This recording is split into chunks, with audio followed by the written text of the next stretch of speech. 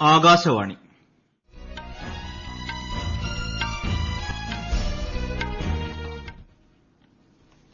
നമസ്കാരം. വാർത്തകൾ വായിക്കുന്നത് സുരേഷ്.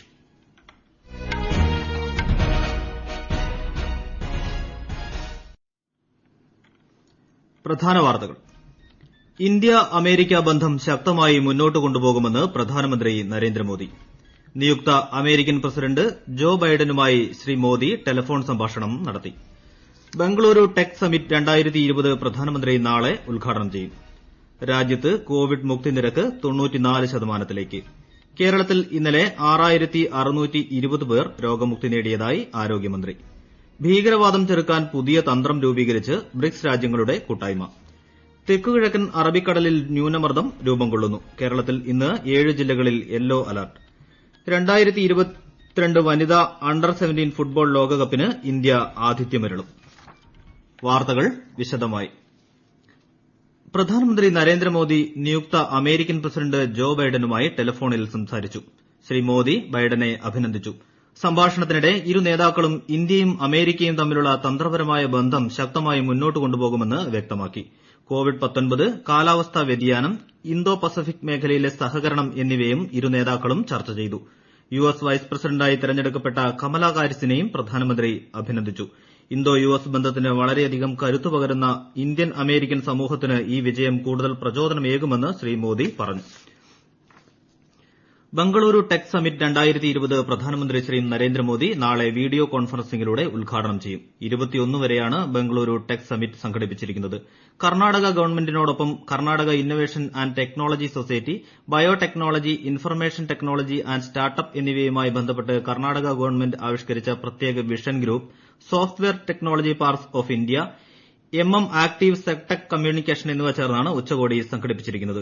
ഓസ്ട്രേലിയൻ പ്രധാനമന്ത്രി Scott Morrison, Swiss Confederation vice president Guy Parmelin തുടങ്ങി നിരവധി അന്താരാഷ്ട്ര പ്രമുഖർ ബംഗളൂരു ടെക് ഉച്ചകോടിയിൽ സംബന്ധിക്കും. ഭീകരവാദത്തെ നേരിടാനായി പുതിയ തന്ത്രം 5 രാജ്യങ്ങളുടെ കൂട്ടായ്മയായ ബ്രിക്സ് രൂപപ്പെടുത്തി. കൂടുതൽ വിവരങ്ങളുമായി ബിന്ദു വിനോദ്. ബ്രിക്സ് രാജ്യങ്ങൾ തമ്മിൽ നിലവിലുള്ള ഉഭയകക്ഷി ബഹുമുഖ സഹകരണം ശക്തിപ്പെടുത്താൻ തീരുമാനമായിട്ടുണ്ട്. ആഗോളതലത്തിൽ ഭീകരതയ്ക്ക് തടയിടാൻ അർത്ഥവത്തായ സംഭാവനകൾ നൽകാനും ബ്രിക്സ് കൂട്ടായ്മ തീരുമാനിച്ചിട്ടുണ്ട്. അന്താരാഷ്ട്ര തലത്തിൽ സമാധാനത്തിനും സുരക്ഷയ്ക്കും ഭീകരവാദം വലിയ ഭീഷണിയാണ്. ഭീകരവാദത്തെ ഒരു തരത്തിലും ന്യായീകരിക്കാനാവില്ലെന്ന് യോഗം വിലയിരുത്തി. മനുഷ്യാവകാശങ്ങൾ, സ്വാതന്ത്ര്യം, ജനാധിപത്യം, അഖണ്ഡത എന്നിവയ്ക്ക് വിലങ്ങുതടിയാവുകയാണ് ഭീകരത. രാജ്യങ്ങളുടെ സുരക്ഷയ്ക്കും വെല്ലുവിളിയാണെന്നതിനാൽ ഭീകരവാദത്തെ നേരിടാൻ രാജ്യാന്തര സമൂഹം സഹകരണം വർദ്ധിപ്പിക്കാൻ ആവശ്യമായ നടപടികൾ സ്വീകരിക്കണമെന്ന് സമ്മേളനം ഉദ്ഘോഷിച്ചു. രാജ്യങ്ങളുടെ അതിർത്തി കടന്നുള്ള ഭീകരപ്രവർത്തനത്തിനും തടയിടണം. ഭീകരത നേരിടാൻ അതിന് സാമ്പത്തിക സഹായം ലഭ്യമാക്കുന്നത് തടയാനായി സഹകരണം വർദ്ധിപ്പിക്കാനും ബ്രിക്സ് കൂട്ടായ്മ ലക്ഷ്യമിടുന്നു. News desk, Akashvani. രാജ്യത്ത് കോവിഡ് ബാധിതരുടെ പ്രതിദിന കണക്ക് 29,164 കുറഞ്ഞു. കഴിഞ്ഞ 24 മണിക്കൂറിനിടെ 40,791 പേരാണ് രോഗമുക്തരായത്. ഇതോടെ രോഗമുക്തി നിരക്ക് 93.42%. പ്രതിദിന രോഗമുക്തരുടെ എണ്ണം ദിവസേനയുള്ള രോഗബാധിതരേക്കാൾ കൂടുതലാകുന്ന പ്രവണത തുടരുകയാണ്. രാജ്യത്ത് നിലവിൽ 4,53,401 പേരാണ് ചികിത്സയിലുള്ളത്. ആകെ രോഗമുക്തി നേടിയവരുടെ എണ്ണം 82,90,370 ആണ്. കോവിഡ് മൂലം 1,30,519 പേർ മരണമടഞ്ഞിട്ടുണ്ട്. കേരളത്തിൽ ഇന്നലെ 6,620 പേർ കോവിഡ് മുക്തി നേടിയതായി ആരോഗ്യമന്ത്രി കെ ശൈലജ അറിയിച്ചു. 5,792 പേർക്കാണ് കോവിഡ് സ്ഥിരീകരിച്ചത്. 27 മരണങ്ങളാണ് ഇന്നലെ കോവിഡ്-19 മൂലമാണെന്ന് സ്ഥിരീകരിച്ചത്. ഇതോടെ ആകെ മരണം 1,915 ആയി. 776 പേർക്ക് രോഗം സ്ഥിരീകരിച്ച മലപ്പുറം ജില്ലയാണ് ഏറ്റവും കൂടുതൽ രോഗികളുള്ളത്. ലോകത്ത് ഇതുവരെ കോവിഡ് സ്ഥിരീകരിച്ചവരുടെ എണ്ണം 5,59 ലക്ഷം കവിഞ്ഞു. ഇതിൽ 3,89 ലക്ഷത്തിലധികം പേർ രോഗമുക്തി നേടി. 13,42,851 പേരാണ് രോഗബാധയെ തുടർന്ന് മരിച്ചത്. നിലവിൽ 1,56,56,096 പേരാണ് ലോകമാകമാനം ചികിത്സയിൽ കഴിയുന്നത്. ജിഎസ്ടി നടപ്പാക്കുന്നതിലൂടെ ഉണ്ടാകുന്ന വരുമാനത്തിലെ കുറവ് പരിഹരിക്കുന്നതിന് കേന്ദ്ര ധനമന്ത്രാലയം മുന്നോട്ടുവച്ച 2 നിർദ്ദേശങ്ങളിൽ ഒന്നാമത്തെ നിർദ്ദേശം തെരഞ്ഞെടുക്കാനുള്ള സന്നദ്ധത തെലങ്കാന സർക്കാർ കേന്ദ്രത്തെ അറിയിച്ചു. ഒന്നാമത്തെ നിർദ്ദേശം തെരഞ്ഞെടുക്കുന്നതിനെ തുടർന്ന് കേന്ദ്രം തെലങ്കാനയ്ക്ക് 5,017 കോടി രൂപ അധിക വായ്പയെടുക്കാനുള്ള അനുമതി നൽകി. ഒന്നാമത്തെ നിർദ്ദേശം തെരഞ്ഞെടുക്കുന്ന സംസ്ഥാനങ്ങൾക്ക് ജിഎസ്ടി നടപ്പാക്കുന്നതിലൂടെ ഉണ്ടാകുന്ന കുറവ് പരിഹരിക്കാനായി കേന്ദ്രം ഒരു പ്രത്യേക വായ്പയെടുക്കൽ ജാലകം പ്രവർത്തനക്ഷമമാക്കിയിട്ടുണ്ട്. ഈ വാർത്തകൾ ആകാശവാണിയിൽ നിന്ന്. കൊറോണ ആശങ്കയല്ല, ജാഗ്രതയാണ് വേണ്ടത്. കേന്ദ്ര ആരോഗ്യ മന്ത്രാലയം പുറപ്പെടുവിക്കുന്ന നിർദ്ദേശങ്ങൾ. ജനങ്ങൾ കൂട്ടം കൂടുന്നത് ഒഴിവാക്കുക. ഇടയ്ക്കിടെ കൈകൾ സോപ്പും വെള്ളവും ഉപയോഗിച്ചോ സാനിറ്റൈസർ ഉപയോഗിച്ചോ വൃത്തിയാക്കുക. നിർബന്ധമായും മാസ്ക് ധരിക്കുക. പനിയോ ചുമയോ ശ്വാസതടസ്സമോ തുടരുന്ന സാഹചര്യത്തിൽ വൈദ്യസഹായം തേടുക. കൊറോണയെ സംബന്ധിച്ച വിവരങ്ങൾക്ക് ആരോഗ്യ മന്ത്രാലയത്തിന്റെ 1075ലും ദിശയുടെ 1056ലും ബന്ധപ്പെടാം. ദക്ഷിണ ചൈന കടലിലും പസഫിക് ദ്വീപ് രാജ്യങ്ങളിലും വർദ്ധിച്ചുവരുന്ന ചൈനയുടെ സ്വാധീനത്തെ ചെറുക്കുന്നതിനായി ജപ്പാൻ പ്രധാനമന്ത്രി യോഷിഹിദെ സുഗയും ഓസ്ട്രേലിയൻ പ്രധാനമന്ത്രി സ്കോട്ട് മോറിസണും സുപ്രധാന പ്രതിരോധ കരാർ ഒപ്പിട്ടു.